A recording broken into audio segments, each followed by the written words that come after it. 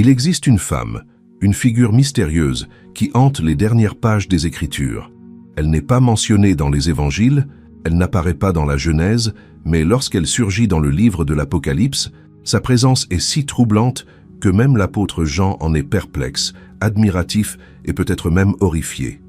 Son nom, Babylone la Grande, la mère des prostituées et des abominations de la terre. Pendant des siècles, théologiens, archéologues et spécialistes de la Bible ont tenté de déchiffrer son identité. Qui est cette femme? Que représente-t-elle? Et pourquoi sa chute est-elle si importante pour le destin de l'humanité? Ce que vous êtes sur le point de découvrir va défier tout ce que vous pensez savoir sur la fin des temps. Apocalypse, chapitre 17. Jean est dans le désert, en esprit, lorsqu'un des anges qui tenaient les coupes de la colère de Dieu s'approche de lui et dit « Viens, je te montrerai le jugement de la grande prostituée qui est assise sur les grandes eaux. C'est avec elle que les rois de la terre se sont prostitués, et les habitants de la terre se sont enivrés du vin de sa prostitution. » Et alors Jean voit quelque chose qui le laisse absolument stupéfait. Une femme montée sur une bête écarlate, pleine de noms de blasphème, ayant 7 têtes et 10 cornes. La femme était vêtue de pourpre et d'écarlate, parée d'or, de pierres précieuses et de perles. Dans sa main, une coupe d'or pleine d'abominations et des impuretés de sa prostitution. Et sur son front était écrit un nom, Mystère, Babylone la Grande, la mère des prostituées et des abominations de la terre. Jean continue.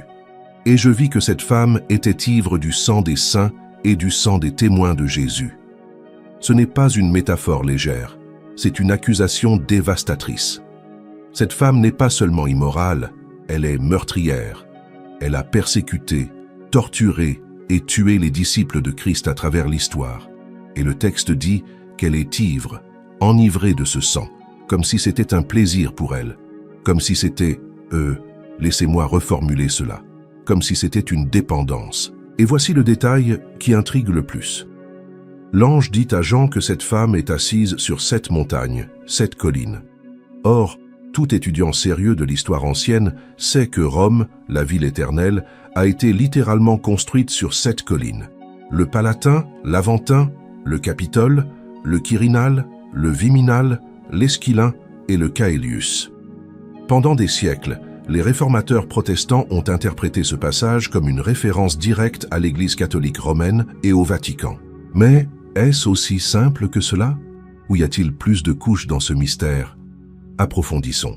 La femme n'est pas seulement une ville, elle représente un système religieux qui s'est corrompu, s'est allié au pouvoir politique et économique, et est devenu un instrument de contrôle et d'oppression. Le texte d'Apocalypse 17, verset 18, est clair. « Et la femme que tu as vue, c'est la grande cité qui règne sur les rois de la terre. » Règne, au présent de l'indicatif. À l'époque de Jean, une seule ville régnait sur les rois de la terre, Rome. Mais Rome n'est pas seulement un emplacement géographique. Rome est un symbole de pouvoir impérial, de religion d'État, d'union entre le trône et l'autel. Et ce schéma s'est répété tout au long de l'histoire. Constantinople, Moscou, Londres, Washington. Chaque fois que la religion épouse l'État, chaque fois que la foi est utilisée comme un outil de domination politique, l'esprit de Babylone ressurgit. Écoute, ce que je vais te dire maintenant est difficile à croire, mais c'est documenté. Il existe des théories qui identifient cette femme, non pas à Rome, mais à la Mecque. Pourquoi? Parce que la Mecque a aussi été construite sur 7 collines, Jabal al-Nour, Jabal Thawr, Jabal Hira, Jabal Hindi, Jabal La'ala, Jabal Hada et Jabal Abu Siba. Et l'islam, en tant que système religieux et politique, contrôle aujourd'hui une vaste partie de l'économie mondiale par le pétrole, exerce une influence sur les rois et les gouvernements et persécute les chrétiens dans plus de 40 pays.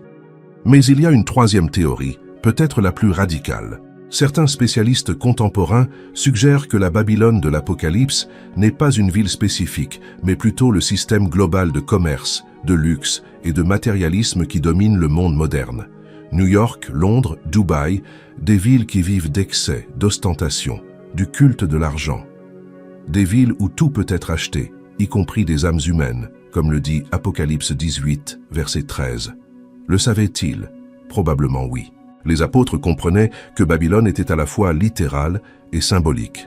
C'était Rome, Oui, mais aussi tout système qui s'oppose à Dieu et persécute son peuple. Maintenant, revenons à l'image centrale. La femme montée sur la bête, c'est crucial. La femme n'est pas la bête, elle chevauche la bête. Elles sont distinctes, mais liées. La bête, comme nous l'avons vu dans des études précédentes de l'Apocalypse, chapitre 13, représente le pouvoir politique de l'Antichrist, le système gouvernemental mondial qui surgira dans les derniers jours. La femme représente le pouvoir religieux, le système de fausses doctrines qui donnera une légitimité spirituelle au gouvernement de l'Antichrist. Au début de la tribulation, la femme chevauche la bête. Cela signifie que la religion contrôle la politique. L'Antichrist utilisera la religion mondiale unifiée, probablement une forme d'œcuménisme radical, où toutes les croyances fusionnent en une spiritualité globalisée pour consolider son pouvoir. Il sera adoré comme Dieu. Temples, mosquées, cathédrales, synagogues, tous se prosterneront devant lui. Mais alors quelque chose de dramatique se produit. Apocalypse 17, versets 16 et 17. Et les 10 cornes que tu as vues sur la bête, ce sont ceux qui haïront la prostituée, la dépouilleront et la mettront à nu, mangeront sa chair et la brûleront au feu. Car Dieu a mis dans leur cœur d'exécuter son dessein et de tenir un même propos et de donner leur royauté à la bête jusqu'à ce que les paroles de Dieu soient accomplies. Tu vois ce qui se passe ici. La bête se retourne contre la femme. L'Antichrist, après avoir utilisé la religion pour accéder au pouvoir, la détruit. Pourquoi? Parce qu'il ne veut pas de compétition. Il ne veut pas que les gens adorent Dieu, même si c'est un Dieu faux. Il veut qu'ils l'adorent, lui seul. Et ainsi, au milieu de la tribulation, probablement après les 3 ans et demi initiaux, l'Antichrist décrète la fin de toutes les religions. Il brûle Babylone. Il anéantit le système qu'il a mis au pouvoir. Cela a des implications géopolitiques profondes pour notre temps. Nous voyons aujourd'hui un mouvement croissant vers l'œcuménisme global. Le pape François a promu des rencontres interreligieuses, signé des documents de fraternité avec des leaders islamiques, plaidé pour une maison commune où toutes les religions pourraient coexister. Les Nations Unies promeuvent l'idée d'une spiritualité universelle. Des leaders évangéliques participent à des conférences où la doctrine est diluée au nom de l'unité. Et ne te méprends pas, le dialogue respectueux est important. La coexistence pacifique est essentielle. Mais quand la vérité est sacrifiée sur l'autel de la tolérance, quand des doctrines fondamentales comme l'exclusivité de Christ sont abandonnées pour ne offenser personne, nous voyons l'esprit de Babylone à l'œuvre. Jésus a dit dans Jean chapitre 14, verset 6, « Je suis le chemin, la vérité et la vie. Nul ne vient au Père que par moi. » Ce n'est pas de l'intolérance, c'est la vérité révélée, et Babylone est cette vérité, parce qu'elle exclut tous les autres chemins. Parlons maintenant de la coupe d'or. Apocalypse 17, verset 4, dit que la femme tenait une coupe d'or pleine d'abominations et des impuretés de sa prostitution. De l'or à l'extérieur, de l'impureté à l'intérieur. Une beauté extérieure, une corruption interne. Cela décrit parfaitement ce qui est arrivé à de nombreuses institutions religieuses à travers l'histoire. Des cathédrales magnifiques, construites avec l'argent d'indulgence vendu à des pécheurs désespérés. Des méga-churches luxueuses où l'évangile de la prospérité est prêché pendant que les pauvres restent dans la misère. Des temples dorés où des rituels vides sont accomplis, mais où la puissance transformatrice du Saint-Esprit est absente. Jésus a confronté ce genre de religiosité dans Matthieu, chapitre 23. Pardon, je vais lire ça correctement. Matthieu 23, versets 25 à 28. « Malheur à vous, scribes et pharisiens hypocrites, parce que vous nettoyez le dehors de la coupe et du plat, et qu'au-dedans ils sont pleins de rapine et d'intempérance. Pharisiens aveugles, nettoie premièrement le dedans de la coupe et du plat, afin que le dehors aussi soit net. Malheur à vous, scribes et pharisiens hypocrites, parce que vous ressemblez à des sépulcres blanchis qui paraissent beaux par dehors, mais qui, au-dedans, sont pleins d'ossements de mort et de toutes sortes d'impuretés. Vous de même, au dehors, vous paraissez juste aux hommes, mais au-dedans, vous êtes pleins d'hypocrisie et d'iniquité. Coupe d'or, sépulcre blanchi, même message, une apparence de sainteté, une réalité de corruption. Et qu'y a-t-il à l'intérieur de cette coupe? Des abominations. Le mot grec ici est bédélougma, qui se réfère à des pratiques idolâtres, à l'immoralité sexuelle, à des rituels païens mêlés à l'adoration de Dieu. C'est le même mot utilisé par Jésus quand il a parlé de l'abomination de la désolation dans Matthieu 24. C'est une profanation du sacré. C'est prendre ce qui devrait être saint et le contaminer avec le mondain. Pense à combien de fois cela est arrivé. L'adoration de Baal mêlée à l'adoration de Yahvé en Israël, la prostitution cultuelle dans les temples païens, les orgies religieuses des mystères babyloniens, et aujourd'hui, des églises qui bénissent ce que Dieu appelle péché, des leaders religieux qui nient la résurrection, la divinité de Christ, l'autorité des Écritures, des prédicateurs qui transforment l'Évangile en développement personnel, en psychologie pop et en motivation vide. Tout cela fait partie du vin de la prostitution de Babylone. Et voici quelque chose que peu de gens réalisent. Apocalypse 18, verset 3 dit « Parce que toutes les nations ont bu du vin de la fureur de sa prostitution, et que les rois de la terre se sont prostitués avec elle, et que les marchands de la terre se sont enrichis par la puissance de son luxe. » 3 groupes sont mentionnés, les nations, les rois et les marchands. Cela nous montre que Babylone n'est pas seulement un système religieux. Elle a des dimensions politiques et économiques. C'est un réseau d'influence qui connecte religion, gouvernement et commerce. C'est un système totalitaire qui contrôle comment les gens pensent, comment ils sont gouvernés et comment ils dépensent leur argent. Cela te semble familier? Ça devrait. Nous voyons la construction de ce système sous nos yeux. Des monnaies numériques contrôlées par les gouvernements. Un score de crédit social basé sur la conformité idéologique. La censure des voix dissidentes au nom du bien commun. Des corporations globales qui promeuvent des agendas sociaux et punissent ceux qui ne sont pas d'accord. C'est Babylone en formation. Et le plus troublant, Apocalypse 18, verset 24, révèle pourquoi Babylone sera jugée, et en elle a été trouvé le sang des prophètes et des saints, et de tous ceux qui ont été égorgés sur la terre. Tous ceux qui ont été tués sur la terre. Pas seulement quelques-uns, tous. Cela signifie que l'esprit de Babylone est derrière toute persécution religieuse, tout martyre, toute effusion de sang innocent dans l'histoire humaine. Depuis Abel jusqu'au dernier martyr de la tribulation, Babylone est responsable. Comment est-ce possible? Parce que Babylone n'a pas commencé avec Rome ou avec une autre ville. Babylone a commencé bien à Babylone. Genèse, chapitre 11, la tour de Babel, le premier acte de rébellion organisé contre Dieu après le déluge. Nimrod, le puissant chasseur devant l'Éternel, construisit une tour dont le sommet toucherait les cieux, non pas pour adorer Dieu, mais pour se faire un nom pour eux-mêmes, pour défier Dieu, pour créer une religion humaniste où l'homme serait le centre. Et là, dans cette plaine de Shinéar, naquit le système des mystères babyloniens. L'adoration du soleil, le culte de la déesse mère et du Fils divin. Des rituels secrets, des prêtres qui faisaient le lien entre le peuple et les dieux. Une hiérarchie religieuse qui contrôlait la connaissance et le pouvoir. Lorsque Dieu confondit les langues et dispersa les nations, elles emportèrent ces mystères avec elles, vers l'Égypte, où ils devinrent les cultes d'Isis et d'Osiris, vers la Grèce, où ils devinrent les mystères d'Éleusis, vers Rome, où ils devinrent le culte de l'empereur, et plus tard, et ça va déranger certaines personnes. Plus tard, ils furent incorporés dans des formes corrompues de christianisme, quand Constantin mélangea l'Église et l'État. Je ne dis pas que tous les chrétiens romains étaient babyloniens, pas du tout. Il y avait de vrais croyants, des martyrs, des saints qui sont morts pour la foi. Mais le système institutionnel qui a émergé quand le christianisme est devenu la religion officielle de l'Empire, ce système portait des éléments babyloniens. Une hiérarchie sacerdotale, des rituels élaborés, l'adoration d'images, la vénération de Marie comme reine des cieux, un titre qui, ironiquement, était utilisé pour la déesse babylonienne Ishtar.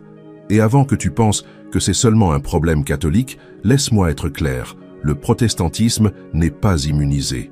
Des dénominations devenues des institutions rigides, plus préoccupées par les traditions humaines que par la parole de Dieu. Des églises évangéliques qui se sont rendues au matérialisme, au divertissement, au culte de la personnalité. Tout cela porte l'ADN de Babylone. Parce que Babylone, au fond, et tout ce qui remplace l'adoration pure et simple du vrai Dieu par quelque chose créé par l'homme. Parlons maintenant d'économie. Apocalypse 18 est fascinant parce qu'il consiste 8 versets à décrire l'effondrement économique lorsque Babylone tombe. Les marchands de la terre pleurent et se lamentent. Pourquoi? Parce que personne n'achète plus leurs marchandises. Et ensuite vient une liste détaillée. Or, argent, pierres précieuses, perles, fin lin, pourpre, soie, écarlate, tous les bois odorants, tous les objets d'ivoire, les objets de bois précieux, d'airain, de fer, de marbre, la cannelle, les épices, les parfums, la myrrhe, l'encens, le vin, l'huile, la fleur de farine, le blé, le bétail, les brebis, les chevaux, les chars, et les corps et les âmes des hommes. As-tu remarqué la fin de cette liste? Les corps et les âmes des hommes. Babylone commercialise des êtres humains. Trafic humain, esclavage, exploitation sexuelle, travail forcé. Dans le système de Babylone, les gens sont des marchandises, et ce n'est pas une métaphore. Aujourd'hui, l'industrie du trafic humain génère plus de 150 milliards de dollars par an. Environ 40 millions de personnes vivent dans des conditions d'esclavage moderne. Et où cela est-il le plus répandu?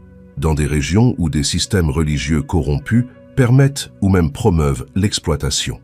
La prostitution cultuelle dans les temples antiques n'a jamais vraiment disparu. Elle a simplement changé de forme. La pornographie industrielle, le tourisme sexuel, l'esclavage sexuel déguisé en travail du sexe, et de nombreux gouvernements légalisent, réglementent et profitent de cela. Babylone est vivante et prospère, mais il y a de l'espoir. Apocalypse 18, verset 4 apporte un appel urgent. « Sortez du milieu d'elle, mon peuple, afin que vous ne participiez point à ses péchés et que vous ne receviez point de ses fléaux. Sors du milieu d'elle, mon peuple. Dieu a encore un peuple à l'intérieur de Babylone. » Des chrétiens qui sont pris dans des systèmes religieux morts. Des croyants qui sont compromis avec le matérialisme et le mondanité. Des personnes sincères qui ont été trompées par de fausses doctrines. Et Dieu appelle, « Sors, sors maintenant, avant qu'il ne soit trop tard. » Sortir de Babylone ne signifie pas nécessairement quitter une dénomination ou une église physique. Cela signifie sortir spirituellement. Cela signifie refuser de boire du vin de sa prostitution. Cela signifie ne pas se conformer au système. Cela signifie ne pas compromettre la vérité biblique pour être accepté par la culture. Paul a écrit dans Romains 12, verset 2. « Ne vous conformez pas au siècle présent, mais soyez transformés par le renouvellement de votre intelligence, afin que vous discerniez quelle est la volonté de Dieu, ce qui est bon, agréable et parfait. » Ne pas se conformer, ne pas se modeler, ne pas s'adapter. Être transformé, être différent, être séparé. Et voici le défi pour nous aujourd'hui. Nous vivons dans une culture qui pousse constamment les chrétiens à se conformer, à accepter des doctrines qui contredisent les Écritures, à tolérer des péchés que Dieu condamne, à se taire sur des vérités qui offensent, à prioriser le succès matériel sur la sainteté, à rechercher l'approbation humaine plutôt que de plaire à Dieu. Chaque fois que nous cédons à ces pressions, nous buvons de la coupe de Babylone.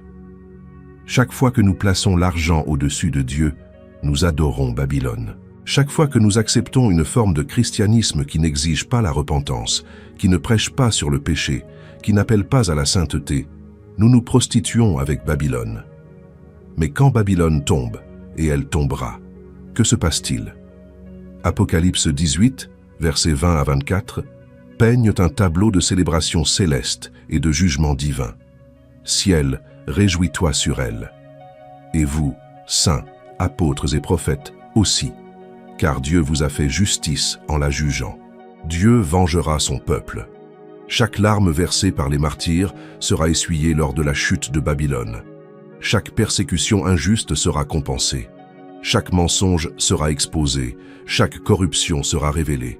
Et le système qui a opprimé, exploité et tué les saints de Dieu sera complètement détruit, et la destruction sera soudaine. Apocalypse 18, versets 8 à 10. C'est pourquoi, en un même jour, ces fléaux arriveront, la mort, le deuil et la faim, et elle sera consumée par le feu. Car il est puissant, le Seigneur Dieu qui l'a jugé. Et les rois de la terre, qui se sont prostitués avec elle et qui ont vécu dans les délices, pleureront et se lamenteront à cause d'elle, quand ils verront la fumée de son embrasement, se tenant loin à cause de l'effroi de son tourment, et disant « Malheur, malheur, la grande ville Babylone, la ville puissante, car en une seule heure est venu ton jugement. En 1 heure, 60 minutes. » Le système qui a mis des siècles à se construire sera détruit en moins d'1 heure. Comment? Probablement par une combinaison d'effondrement économique, de guerre nucléaire ou d'un jugement surnaturel direct de Dieu. Le texte n'est pas spécifique, mais il est clair sur la rapidité et la totalité de la destruction. Et puis vient le plus beau contraste. Apocalypse 19 commence par le ciel se réjouissant. Alléluia, le salut, la gloire, la puissance et l'honneur sont à l'Éternel, notre Dieu, parce que ses jugements sont véritables et justes, car il a jugé la grande prostituée qui corrompait la terre par sa prostitution, et il a vengé sur elle le sang de ses serviteurs. Salut, gloire, honneur, puissance, justice, vengeance. Tout cela appartient à Dieu. Et quand Babylone tombe, la voie est libre pour la venue du roi des rois. Le chapitre 19 continue avec la description des noces de l'agneau et ensuite la glorieuse seconde venue de Christ, monté sur un cheval blanc, venant pour établir son règne. Tu vois la progression? Babylone, la prostituée, tombe. Et ensuite l'épouse de Christ, l'Église pure et sainte, est exaltée. Le faux cède la place au vrai. Le corrompu est remplacé par le saint. Le système humain est détruit pour que le royaume divin soit établi. Alors, qu'est-ce que cela signifie pour nous aujourd'hui? Comment devons-nous vivre à la lumière de ces vérités? Premièrement, nous devons examiner nos propres vies et nous demander « Suis-je en train de boire du vin de Babylone? Suis-je en train de compromettre ma foi? Est-ce que je priorise le matériel sur le spirituel? Suis-je conforme au monde ou transformé par Christ? » Deuxièmement, nous devons sortir de Babylone. Cela peut signifier quitter une église qui ne prêche pas la parole avec fidélité. Cela peut signifier se détacher de relations qui nous éloignent de Dieu. Cela peut signifier renoncer à des ambitions professionnelles qui exigent de compromettre nos valeurs. Cela peut signifier vivre de manière plus simple, moins matérialiste, plus centrée sur le royaume de Dieu. Troisièmement, nous devons nous préparer.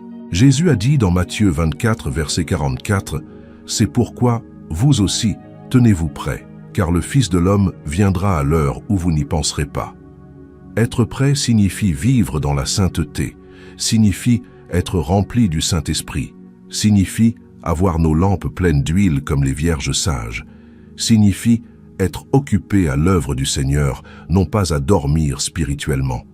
Et enfin, nous devons témoigner. Il y a des millions de personnes prisonnières de Babylone qui ne le savent même pas. Des personnes sincères dans de fausses religions, des personnes cherchant Dieu au mauvais endroit. Et nous avons la responsabilité de partager la vérité de l'Évangile avec elles, avant qu'il ne soit trop tard. Parce que quand Babylone tombera, il n'y aura plus d'occasion de sortir. Ceux qui seront à l'intérieur quand le jugement tombera seront détruits avec elle. Prions. Père céleste, au nom de Jésus, je prie pour chaque personne qui écoute ce message maintenant. Seigneur, s'il y a quelqu'un qui est pris dans Babylone, que ce soit dans un système religieux mort, que ce soit dans le péché, que ce soit dans le matérialisme ou le mondanité, je te demande d'ouvrir ses yeux, de lui donner le courage de sortir, de se séparer, de se consacrer entièrement à toi, Seigneur. Donne-nous le discernement pour reconnaître l'esprit de Babylone quand il se manifeste.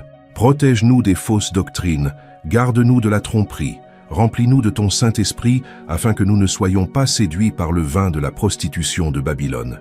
Et Seigneur, prépare-nous pour ta venue, que nous puissions être trouvés fidèles, vigilants, saints et irréprochables quand tu reviendras. Que nous ne soyons pas couverts de honte en ce jour-là, mais que nous puissions entendre tes paroles, ces biens, bons et fidèles serviteurs. Viens, Seigneur Jésus, viens rapidement. Et en attendant que tu viennes, aide-nous à vivre comme une lumière dans ce monde de ténèbres, comme un sel qui n'a pas perdu sa saveur, comme des témoins fidèles de l'évangile de la grâce. Au nom de Jésus. Amen.